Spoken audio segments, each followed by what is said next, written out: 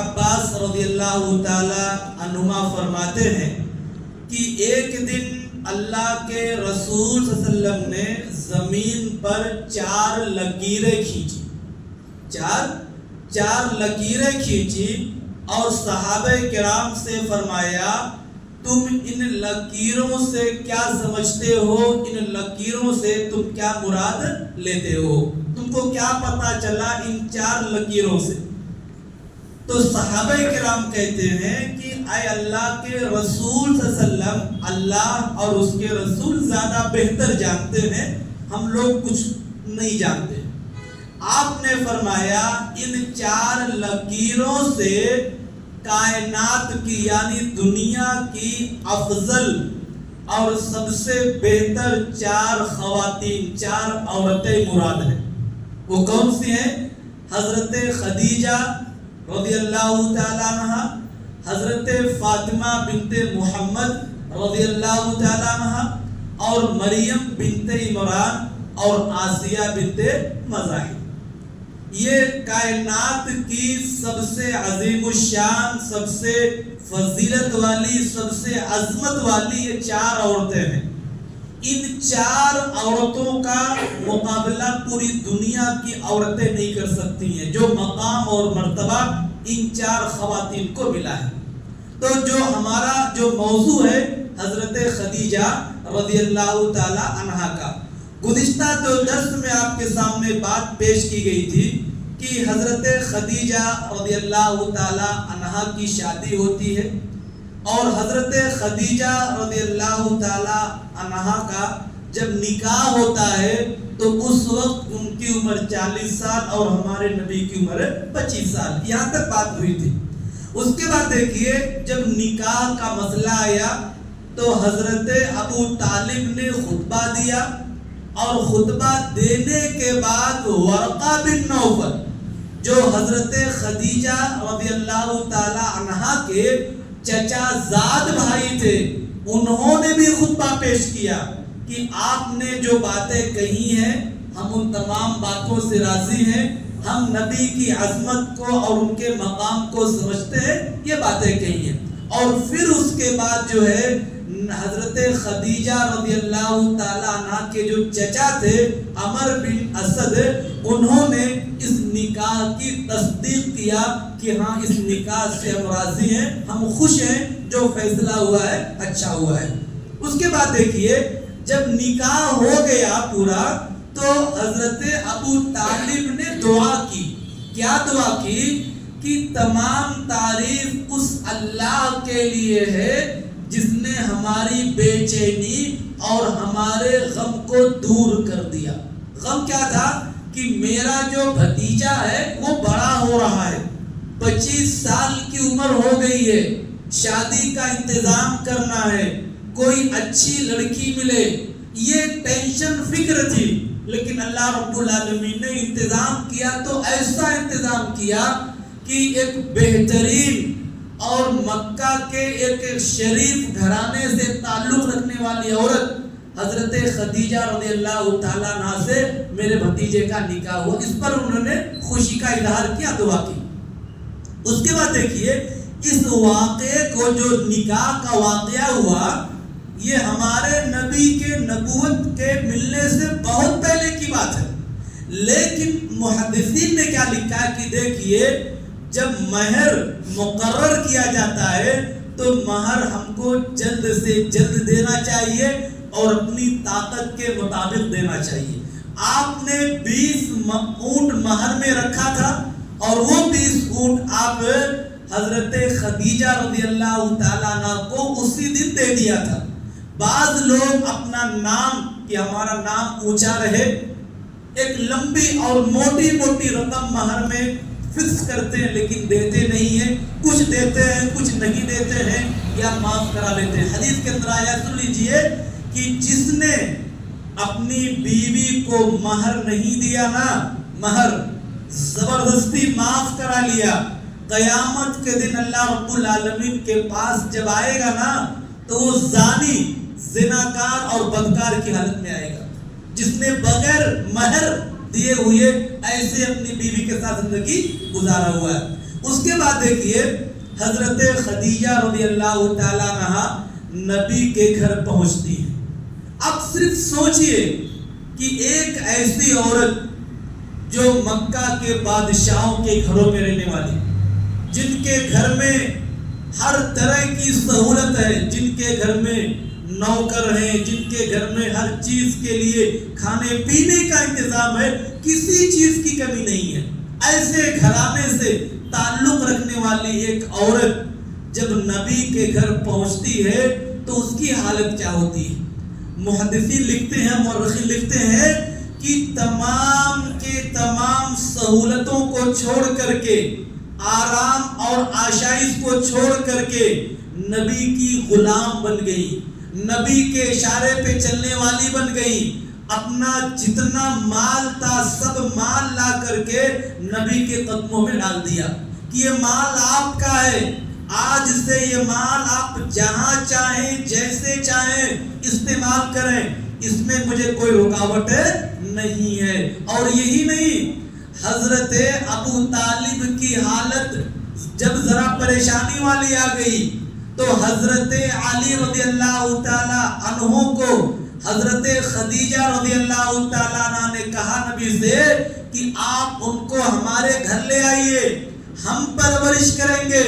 جب آپ کے چاچا کی جو مالی حالت ہے اچھی نہیں ہے نا تو آپ لے آئیے، ہم ان کی دیکھ بھال کریں گے. حضرت خدیجہ کے کہنے سے حضرت علی رضی اللہ تعالیٰ عنہ جو بھی 6 سال کے تھے وہ ہمارے نبی کے گھر میں آ رہے ہیں، پرورش ہو رہی ہے. اور سنیے حضرت خدیجہ رضی اللہ تعالیٰ عنہ کا دل دیکھیے.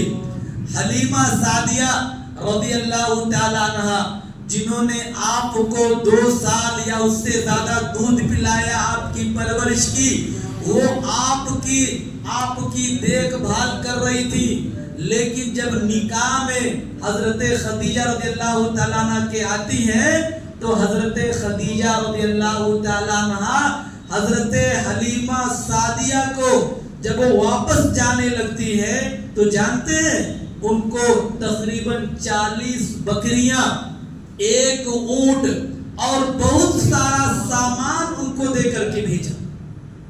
کتنا بڑا دل ہوگا، اس لیے کہ انہوں نے میرے شوہر کو دودھ پلایا ہے، انہوں نے میرے شوہر کی پرورش کی ہے، اللہ نے مجھے مال اور دولت سے نوازا ہے، تو اللہ کے رسول صلی اللہ علیہ وسلم سے کہہ کر کے آپ نے حضرت خدیجہ رضی اللہ تعالیٰ عنہ نے حلیمہ سعدیہ کو 40 بکریاں، 1 اونٹ اور اس کے ساتھ بہت سارا سامان دے کر کے ان کو رخصت کیا ہے. یہ حضرت خدیجہ رضی اللہ تعالیٰ عنہ کی حالت ہو جاتی ہے. اور دیکھیے حضرت خدیجہ رضی اللہ تعالیٰ عنہ شادی کے بعد نبی سے اتنی محبت کرتی ہیں کہ آپ دیکھیں شادی کے بعد اللہ کے رسول صلی اللہ علیہ وسلم نے حضرت خدیجہ کے زندگی میں جب تک موجود تھی آپ نے دوسری شادی نہیں کیا. اور دیکھیے اللہ کے رسول صلی اللہ علیہ وسلم نے حضرت خدیجہ کے علاوہ دوسری بیویوں سے کئی مرتبہ ناراضگی کا اظہار کیا ہے.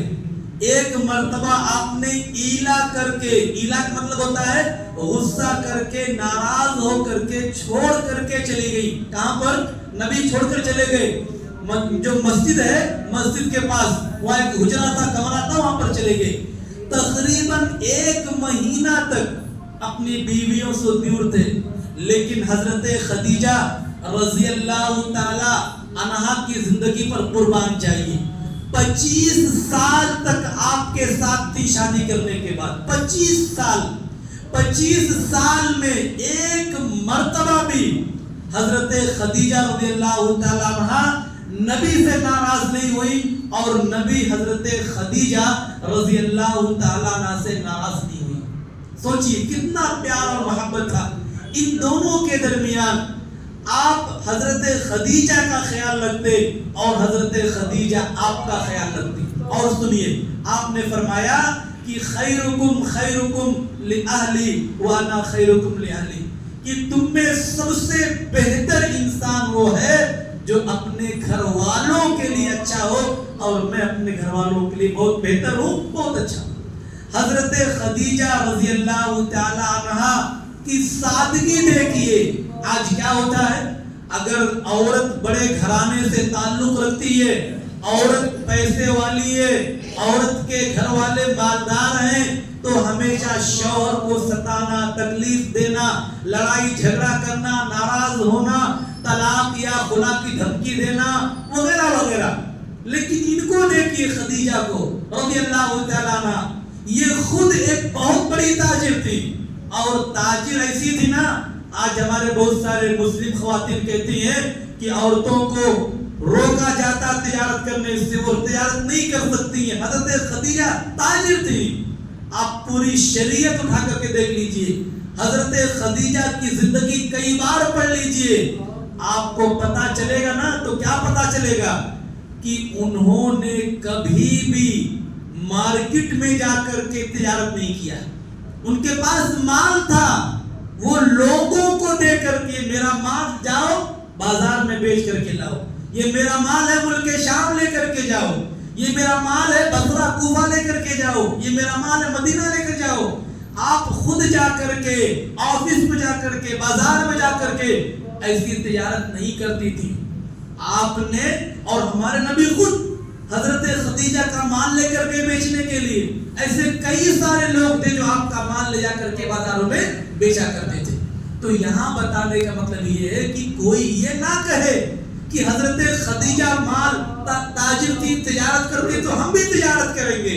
تجارت کرنا ہے تو جیسے انہوں نے تجارت کیا ہے اسی طریقے سے کیجئے۔ آپ کے پاس مال ہے، مال لا کر کے رکھیے اور لوگوں کو کام پہ رکھیے۔ آپ خود جا کر کے اجنبی مردوں سے بات نہیں کر سکتے ہیں، آپ اجنبی لوگوں سے جا کر کے ملاقات نہیں کر سکتے ہیں، آپ اجنبی لوگوں سے بزنس اور تجارت نہیں کر سکتے ہیں۔ خیر، یہاں پر دیکھیے حضرت خدیجہ رضی اللہ تعالیٰ عنہ اتنی امیر ہے، نوکر اور چاکر گھر میں پڑے ہیں، لیکن نبی کے پاس آئی تو دیکھیے کیا ہوتا ہے۔ ایک مرتبہ شادی ہو کر کے چند مہینے گزرے، چند دن گزرے ہیں، کیا دیکھتے ہیں کہ اللہ کے رسول صلی اللہ علیہ وسلم تشریف لاتے ہیں گھر میں، تو دیکھتے ہیں کہ مٹی کے برتن میں کچھ کھا رہی ہیں۔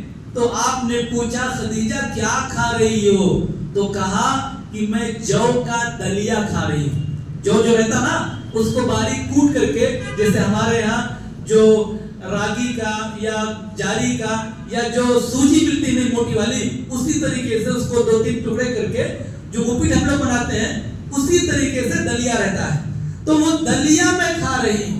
آپ اندازہ لگائیں اتنی سادگی، جو سونے اور چاندی کے برتنوں میں اور اچھے اور عالیشان برتنوں میں کھانے والی لڑکی تھی نا، نبی کے گھرانے میں پہنچتی ہے، مٹی کے برتن میں دلیا کھا رہی ہے۔ آپ نے کیا کہا کہ اے خدیجہ، تم وہ میرے لیے چھوڑ دیتی اور اپنے لیے روٹی بنا لیتی، تم تو بڑے گھرانے کی ہو، تم کو روٹی کھانے کی عادت ہے۔ تو حضرت خدیجہ رضی اللہ تعالیٰ عنہ مسکرانے لگی اور فرمایا، جس دل میں آپ کی محبت ہو وہ دل فقیری کا طالب ہو جاتا ہے۔ آپ کے دل میں میری محبت ہے، میرے دل میں آپ کی محبت ہے، مجھے روٹی اور اچھا کھانا کھانے کی مجھے کوئی ضرورت نہیں ہے۔ یہ ایک واقعہ۔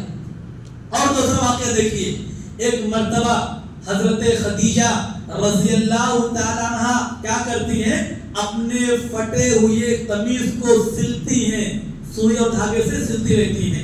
آپ تشریف لاتے ہیں، پوچھتے ہیں کہ اے طاہرہ، حضرت خدیجہ کا لقب طاہرہ تھا، کہتے ہیں کہ اے طاہرہ، یہ کرتا جب آپ کا کئی جگہ سے پھٹ گیا ہے، اس کرتے کو آپ کو کسی غریب کو یا کسی کو دے دینا چاہیے تھا اور خود نیا کپڑا، نیا کرتا پہن لینا تھا۔ حضرت خدیجہ رضی اللہ تعالیٰ عنہ فرماتی ہے کہ میرے لیے بس آپ ہی کافی ہیں، مجھے نئے اور عالیشان کرتے اور قمیص کی ضرورت نہیں ہے۔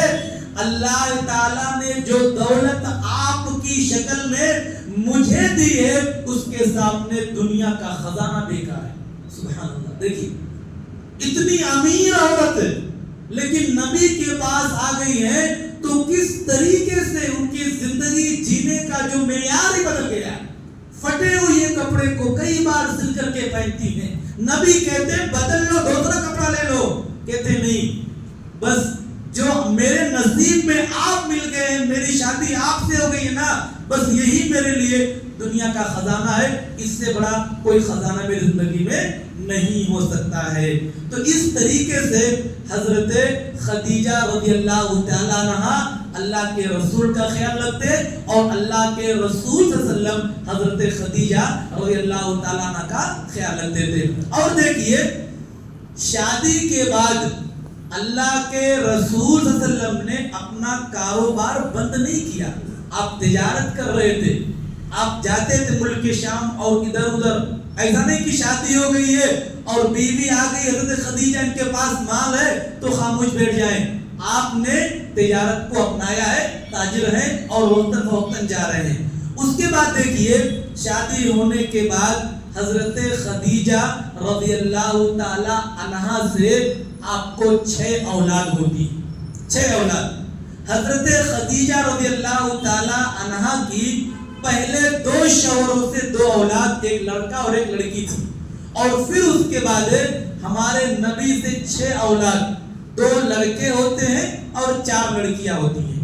دونوں جو لڑکے ہوتے ہیں عبداللہ اور قاسم, ان دونوں کا جو انتقال ہے وہ بچپن میں ہی ہو جاتا ہے, یعنی چھوٹی عمر میں ہی ہو جاتا ہے. بلکہ ابو قاسم کے بارے میں آتا ہے, جو قاسم ہے وہ تقریباً 2 سال کے قریب زندہ تھے اور یہ سب سے بڑے تھے. آپ کے جو اولاد ہیں ان میں سب سے بڑے یہ قاسم تھے اور اسی کے نام پر آپ نے اپنی لقب ابو القاسم بھی رکھی تھی. اور پھر اس کے بعد جو ان کے بعد عبداللہ ہوتے ہیں وہ بھی بچپن میں انتقال ہو جاتے ہیں. اور ایک لڑکا اور ہوتا ہے جس کا نام ابراہیم ہے, لیکن وہ حضرت خدیجہ سے نہیں, وہ ماریہ قبطیہ ایک لونڈی نوکرانی تھی, ان سے ہوتا ہے. تو کوئی آدمی شک نہ کرے کہ یہ تو 3 نام 2 سننے, 2 جو تھے حضرت خدیجہ سے تھے اور ایک لڑکا جو تھا وہ ماریہ قبطیہ سے تھا. اس کے بعد دیکھیے یہ جو 4 لڑکیاں ہوتی ہیں وہ اسلام کے اندر بہت مشہور ہوئی, اور مشہور اتنی ہوئی کہ ہم لوگ الحمدللہ جو بھی ایمان والا ہے ان 4 کا نام جانتا ہے, زینب, فاطمہ, رقیہ, ام کلثوم. تو یہاں پر دیکھیں سب سے بڑی جو لڑکی تھی آپ کی حضرت خدیجہ رضی اللہ تعالیٰ عنہ کی وہ زینب.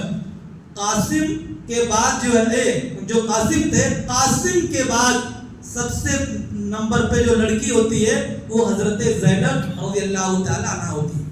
اور یہ آپ کی عمر اس وقت 30 سال کی رہتی ہے. 30 سال کی عمر کس کی؟ ہمارے نبی کی عمر 30 سال کی ہے. اور 30 سال کی عمر میں حضرت زینب رضی اللہ تعالی عنہا کی پیدائش ہوتی. ان سے پہلے حضرت قاسم کی ولادت ہو چکی ہوتی ہے اور وہ انتقال ہو جاتے ہیں. جب یہ حضرت زینب تھوڑا بڑی ہوتی ہیں تو اپنے ماں حضرت خدیجہ رضی اللہ تعالیٰ عنہ کے ساتھ اسلام لانے والوں میں شامل ہو جاتی. ان کا جو نکاح ہوتا ہے نا, یہ حضرت خدیجہ رضی اللہ تعالیٰ عنہا کے ایک بھانجے ہیں, بھانجے جن کا نام ہے ابو العاص. ابو العاص سے نکاح ہوتا ہے. اور جب آپ اسلام آنے کے بعد مکہ سے مدینہ ہجرت کر کے چلے آئے, لیکن حضرت زینب اور ان کے شوہر جو تھے وہ مکہ میں ہی تھے, مکہ سے ہجرت نہیں کیے تھے. اور اس وقت تک یہ ابھی قانون نہیں آیا تھا کہ کوئی آدمی جو ہے وہ مشرک سے شادی نہیں کر سکتا ہے, کیونکہ ابھی اسلام ہی نہیں آیا تھا. تو شادی ہو گئی تھی اور اسلام آنے کے بعد ابو العاص جو ہے وہ اسلام قبول نہیں کیے تھے. مکہ کے لوگوں کے ساتھ جنگ کرنے کے لیے جو پہلی جنگ ہے جنگ بدر, اس میں آئے تھے اور ان کو گرفتار اور قیدی کر لیا گیا تھا. جب قیدی بنا کر کے لائے گئے تو پھر آپ نے کیا کہا کہ لوگ اپنا اپنا فدیہ اور فدیہ دے کر کے واپس جا سکتے ہیں. جب حضرت ابو العاص کو رہا کرانے کی بات آئی، چھوڑنے کی بات آئی، تو حضرت زینب رضی اللہ تعالیٰ عنہ نے اپنے گلے کا وہ ہار اپنے شوہر کو چھڑانے کے لیے دیا۔ جب نبی نے اس ہار کو دیکھا، اس ہار کو، تو ہار کو دیکھنے کے بعد آپ کے آنکھوں سے آنسو جاری ہو گئے، اور اس وقت تک حضرت خدیجہ کا انتقال ہو گیا تھا۔ صحابہ کرام پوچھتے ہیں کہ اے اللہ کے رسول صلی اللہ علیہ وسلم، آپ کی آنکھ میں آنسو، ماجرا کیا ہے؟ کہتے ہیں جو ہار ہے نا، ہار، اس نے میرے بیوی کی یاد دلاتی ہے۔ یہ میری بیوی حضرت خدیجہ رضی اللہ تعالیٰ عنہ نے اپنی بیٹی حضرت زینب رضی اللہ تعالیٰ عنہ کو نکاح کے وقت دیا تھا، اور آج وہ میری بیٹی اپنے شوہر کو رہا کرانے کے لیے، اپنے شوہر کو آزاد کرانے کے لیے اس نے اپنے گلے کا یہ ہار بھیجا ہے۔ کیا تم لوگ میرے داماد کو بلا فدیہ آزاد کر سکتے ہو؟ یہ جو مہر کے طور پر ہار تھا نا، اس کے بغیر میرے شوہر، میرے داماد کو تم آزاد کر سکتے ہو؟ تمام صحابہ کرام نے کہا ٹھیک ہے، ہم ان کو بلا کسی فدیہ کے آزاد کرتے ہیں۔ اس طریقے سے حضرت زینب رضی اللہ تعالیٰ عنہ کی زندگی تھی۔ ایک مرتبہ سفر کر کے جا رہی تھی، ایک حبار نامی بدبخت نے ایک نیزہ مارا، تیر مارا، جس کی وجہ سے وہ انتقال کر گئی۔ یہ آپ کی سب سے بڑی بیٹی ہے۔ اور پھر اس کے بعد حضرت رقیہ رضی اللہ تعالیٰ عنہ، حضرت خدیجہ رضی اللہ تعالیٰ عنہ کی دوسری بیٹی، اور عبداللہ کے بعد زینب جو پیدا ہوئی تھی قاسم کے بعد، رقیہ جو پیدا ہوئی ہے وہ عبداللہ کے بعد، یعنی پہلے لڑکا پھر لڑکی، پھر لڑکا پھر لڑکی۔ اس کے بعد دیکھیے جب آپ کی عمر 30 پر 3 سال کی تھی، ہمارے نبی کی عمر 30 پر 3 سال، جب حضرت رقیہ پیدا ہوتی ہیں، اور ان کا جو نکاح ہوتا ہے نبوت سے پہلے ابو لہب کے ایک بیٹے عتبہ نام سے ہوتا ہے، عتبہ سے نکاح ہو جاتا ہے، بات چیت پورا ہو جاتی ہے۔ لیکن جب نبوت مل جاتی ہے آپ کو، اور آپ صفا پہاڑ پر جا کر کے لوگوں کو سمجھاتے ہیں اور بلاتے ہیں، اور پھر اس کے بعد سورہ لہب نازل ہوتی ہے، اور اس لہب میں تبت یدا ابو لہب میں جو ابو لہب اس کی بیوی اور تمام لوگوں کے ہلاکت کی بربادی کا اللہ رب العالمین نے سنایا تھا اس میں، تو اس کی بیوی جو ام جمیل ہے، اس نے اپنے بیٹے سے کہا کہ تم یہ محمد کی جو بیٹی ہے رقیہ، اس کو طلاق دے دو، طلاق دے دو۔ تم دیکھتے نہیں کیا آیت نازل ہوئی ہمارے خلاف؟ تو اس لیے رقیہ کو طلاق دے دیا گیا ان کے بیٹے کے ذریعے۔ ابو لہب جو آپ کے چچا تھے، چچا کے بیٹے سے شادی ہو رہی تھی۔ اس کے بعد دیکھیے حضرت رقیہ رضی اللہ تعالیٰ عنہ کا جو نکاح ہے حضرت عثمان رضی اللہ تعالیٰ عنہ سے ہوا، اور دونوں حبشہ کر کے ہجرت گئے، اور پھر اس کے بعد حبشہ میں چلے گئے ہجرت کر کے، اور جنگ بدر میں حضرت رقیہ کو چیچک نکل گئی، جو ایک چھوٹی چھوٹی بیماری ہوتی ہے بدن میں نکلتی ہے، وہ نکلنے کی وجہ سے ان کا انتقال ہو گیا۔ اب اس کے بعد آپ کی جو تیسری بیٹی ہے وہ کلثوم جو ہے، یہ بھی ابو لہب کے ایک اور بیٹا تھا جس کا نام عقبہ تھا، اس سے نکاح میں ہوئی تھی، لیکن ان کے ساتھ بھی وہی معاملہ آیا جو رقیہ کے ساتھ آیا۔ ابو لہب کی بیوی نے کہا تھا کہ ان کو طلاق دے دو۔ حضرت عثمان رضی اللہ تعالیٰ عنہ سے آپ کی بیٹی حضرت کلثوم کی شادی ہوتی ہے اللہ رب العالمین کے حکم پر۔ اللہ رب العالمین نے حکم دیا کہ آپ جو ہے کلثوم کی شادی حضرت عثمان رضی اللہ تعالیٰ عنہ سے کیجئے۔ تو حضرت عثمان رضی اللہ تعالیٰ عنہ سے حضرت کلثوم کی دوسری شادی ہوتی ہے۔ یہ ایک مقام اس روئے زمین پر جو حضرت عثمان کو ملا، کسی اور کو نہیں ملا، کہ ایک نبی کی دو بیٹیوں سے شادی حضرت عثمان سے ہوئی تھی۔ اور یہاں تک آتا ہے کہ جب ان کا انتقال ہو گیا حضرت کلثوم کا، تو کہا کہ اگر میرے پاس اور بھی کوئی بیوی ہوتی، بیٹی ہوتی، تو میں اس کا نکاح آپ سے کر دیتا۔ تو اس طریقے سے حضرت کلثوم کے ساتھ ہوا۔ حضرت فاطمہ جو ہے نا، یہ سب سے چھوٹی ہیں اور دیکھیے ایک بات، آپ کے تینوں لڑکے جو تھے، قاسم، عبداللہ، ابراہیم، یہ تینوں بچپن میں ہی انتقال کر گئے، اور یہ جو زینب، رقیہ، ام کلثوم، یہ لوگ بھی آپ کی زندگی میں ہی ان کا بھی انتقال ہو گیا۔ یہ سب لوگ بھی صرف حضرت فاطمہ رضی اللہ تعالی عنہ جو ہے وہ آپ کے نبوت ملنے کے بعد اس وقت آپ کی عمر 40 پر 1 سال کی تھی، 40 پر 1 سال جب حضرت فاطمہ رضی اللہ تعالی عنہ پیدا ہوتی ہے۔ یہ سب سے چھوٹی تھی، سب سے پیاری تھی، آپ کو بڑی محبوب تھی، اور کہا کہ فاطمہ میرے جگر کا ٹکڑا ہے، فاطمہ جنت میں جنتی عورتوں کی سردار ہے، جس نے فاطمہ کو تکلیف پہنچایا اس نے مجھے تکلیف پہنچایا۔ اور حضرت فاطمہ رضی اللہ تعالیٰ عنہ جب چلتی تھی نا تو حضرت عائشہ رضی اللہ تعالیٰ عنہ کہتی ہے بالکل اپنے باپ کی طریقے سے، نبی کی طریقے سے چلتی تھی۔ ان کے اندر اپنے باپ کی بہت ساری ادائیں تھی، کبھی انشاءاللہ پیش کیا جائے گا۔ میں یہاں بتانا کیا چاہ رہا ہوں کہ حضرت خدیجہ رضی اللہ تعالی عنہا سے جو اولاد ہوئی وہ تمام کے تمام آپ کے موجودگی میں، آپ کے زندگی میں ہی وفات پا گئی۔ حضرت خدیجہ رضی اللہ تعالیٰ عنہ کی سب سے چھوٹی بیٹی حضرت فاطمہ رضی اللہ تعالیٰ عنہ یہ زندہ تھی، اور وہ بھی آپ کے انتقال ہونے کے 6 مہینے تک، 6 مہینے کے بعد ان کا بھی انتقال ہو جاتا ہے۔ ایک چیز یاد کر لیں آپ کو، حضرت فاطمہ رضی اللہ تعالیٰ عنہ کی نسل باقی تھی، حسن حسین آئے اور بعد میں ان سے سلسلہ، لیکن جو اور پہلے کی جو بیٹیاں تھیں ان سے جو نسل ہے وہ زیادہ آگے تک نہیں جا سکی۔